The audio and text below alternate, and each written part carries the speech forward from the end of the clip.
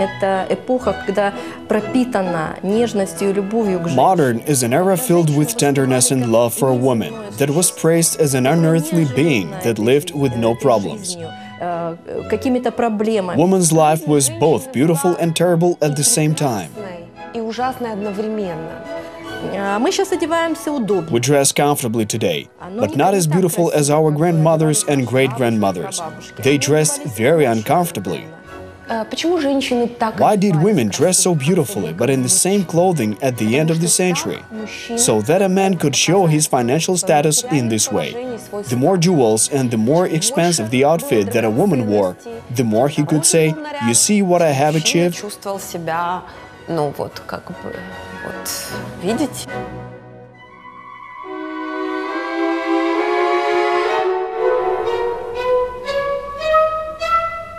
Модерн — это... Modern is my favorite period, and visitors of our museum love it as well. Modern is truly a period of femininity.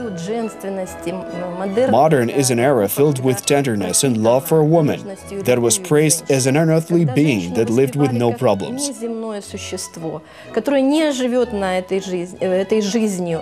This is a nymph who descended from heaven to earth very lightly. This is a mermaid that rises up from the foam of the sea, and these skirts have certain airiness and even the color of sea foam.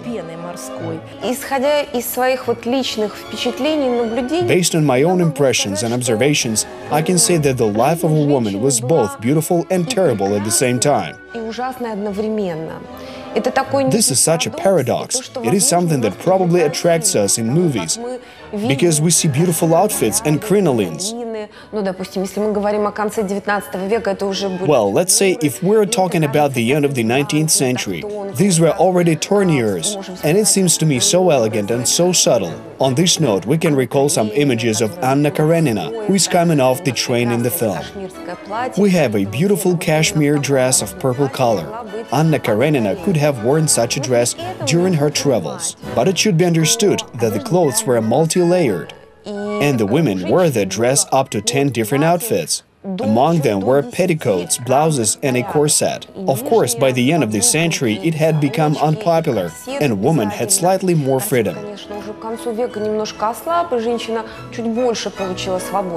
I'm not saying that a woman could walk with her hair loose, and she had no right to leave the house without gloves or without an umbrella. These were absolutely obligatory accessories of that time, as they were quite fashionable.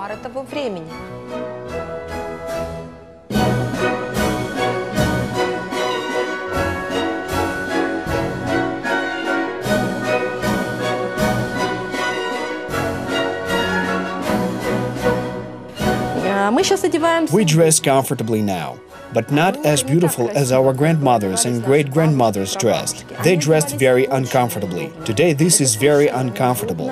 A corset is like a shackle for a woman. It was uncomfortable to breathe, stand and sit. But nobody was interested in this. You might be uncomfortable, but you must be beautiful. This is your predestination. This is all that you have to do. And when a man saw such a lady, he understood how difficult it was for her. He gave her his hand. She came down the stairs and he was already waiting for her. When she sat in the carriage, he tried to help her so that she would not step on the tail of her dress, would not slip or fall.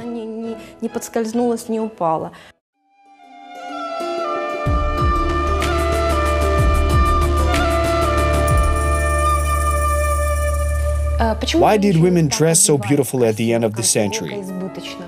So that a man could show his financial status in this way. The more jewels and the more expensive the outfit that a woman wore, the more he could say, "You see what I have achieved?" Тем мужчина чувствовал себя, ну вот как бы, вот видите?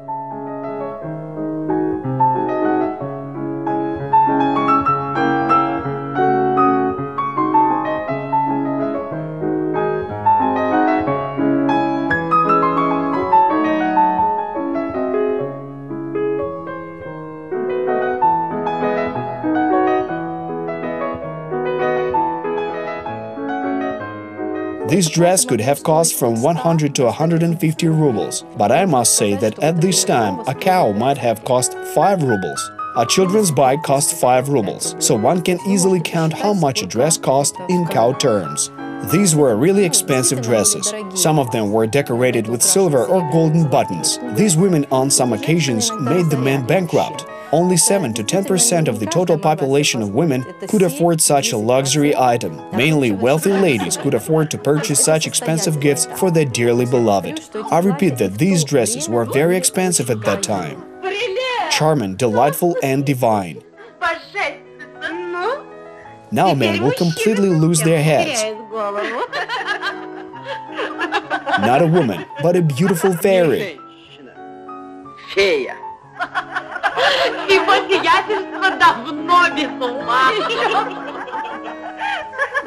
We call the movie the Anna Cross. The young girl is from a very simple family. Her father, who is a very poor teacher, comes to the home of a very rich, wealthy, but elderly and not very pleasant man. And after a while, she realizes that she is very much loved by those around him, namely his colleagues, and that her beauty is worth the money. In the morning, waking up in lace pillows, she thinks about the ball she will attend and how she will go to a dressmaker.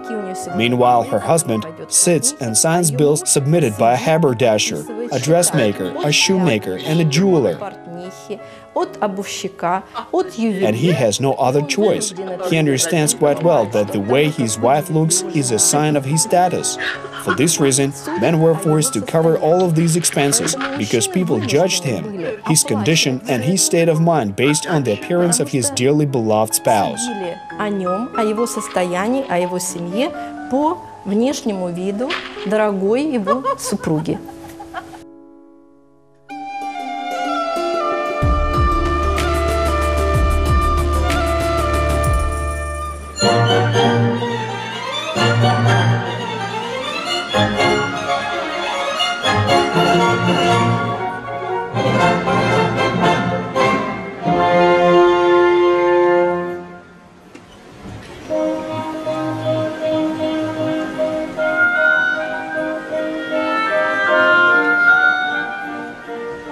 Вообще очень многие вещи, которые я здесь исследовала, иногда... In general, many things that I research here sometimes occur according to the logic of a personality. Причинно-следственные связи личности. There was a person of such character, and then it had some irreparable consequences. For example, a black dress. Ну вот, например, черное платье. You can see a wonderful black dress with such thistles. Вы можете лицезреть чудеснейшее черное платье. It is all embroidered with beads. Здесь оно все так бисером. Это This is a business dress. Visitors come. Oh, a morning dress. This is not a morning dress. This is a business dress. Это визитное платье. And she's wearing a charivari hat. This is a special beret for such occasions. And black shoes. Why? Because in the period of Queen Victoria, it just so happened that her husband died at an early age. And she took a vow that she would walk in black in mourning. И она взяла обет, что она будет ходить черным в трауре. Что должно What was her court to do? Imitate. This is how the cult of death came into fashion. There was a so-called memorial fashion. Queen Victoria mourned the death of her husband, and so we will hang 3 brooches. Because my mother and my sister also died.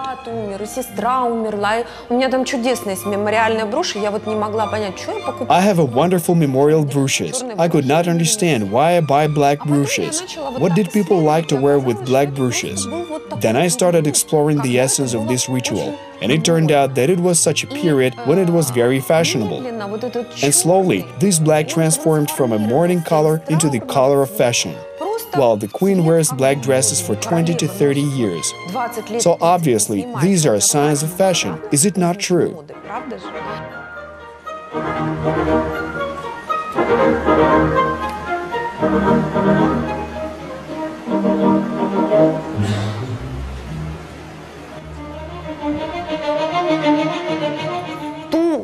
The wedding fashion and the ceremony that would hold today are a gift from Queen Victoria. подарком от королевы Виктории. She was the revolutionary who introduced the fashion to the white dress. She was the first to wear a white dress. This became the fashion for a wreath, a bouquet, a spotlight, a wedding cake, and much more. This was an amazing woman, the queen who did it once, and you can imagine what impact it had on people. 200 years have passed, and today we all still go with this fad, and nothing new has been invented. 200 лет прошло, а мы все юзаем, ничего нового не изобретено.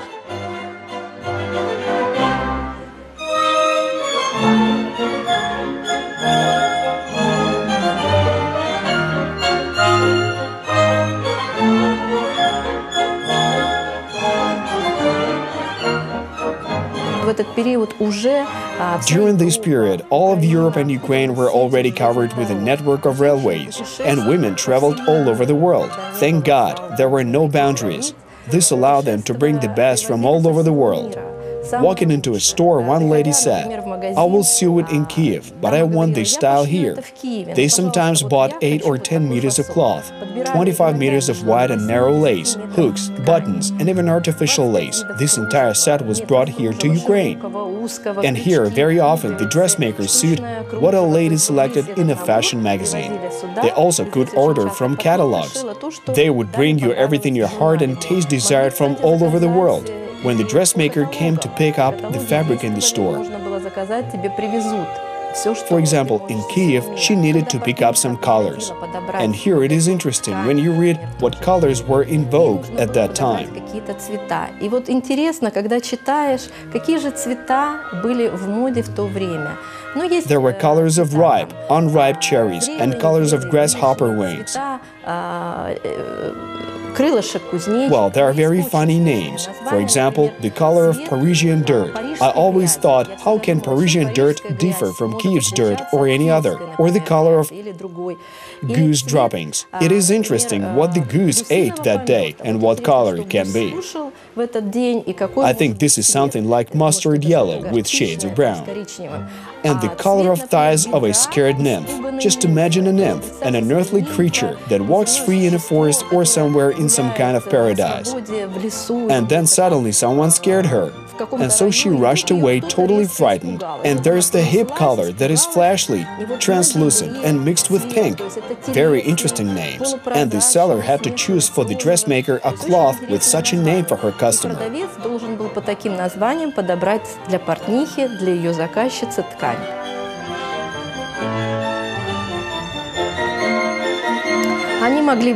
They could go out several times, but these dresses were really considered to be only for one-time wear. Even the Austrian princess Sissi, according to etiquette, had to wear a dress just once, but she wore it several times, though it was in fact called disposable. It was not because these women were so wasteful. These dresses consist of 3 to 4 types of fabrics. It can be a taffeta, which is sewn on cotton, or it can be a crimpled lace at the bottom, like a dusty brush that frames this dress, and when wet, these clothes react differently to water. Imagine one is compressed, the other is stretched, and the dress simply becomes useless. And this lot of embroidery with an abundance of folds is simply impossible to properly wash and iron. No one just dipped these dresses in a basin of water. Правильно постирать и правильно отгладить. Поэтому эти платья никто как бы вот в тазик с водой не мочил.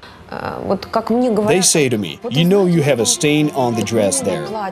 You need to remove it." I answer, "You know this is a stain of history. It can no longer be laundered." Some people are shocked. It is not necessary to bleach, change or cut some piece of clothing.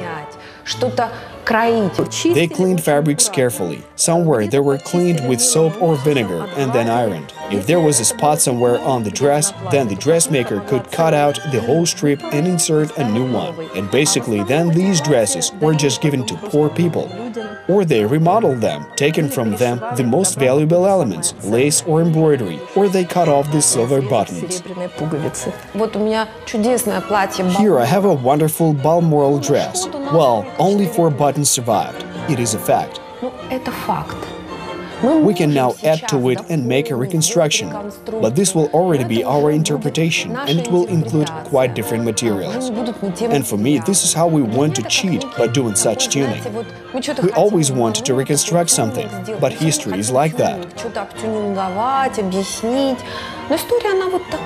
This is good. The paradox of history lies precisely in the fact that when these artifacts appear in our time, they allow us, as a portal of time, to enter the past through someone else's history.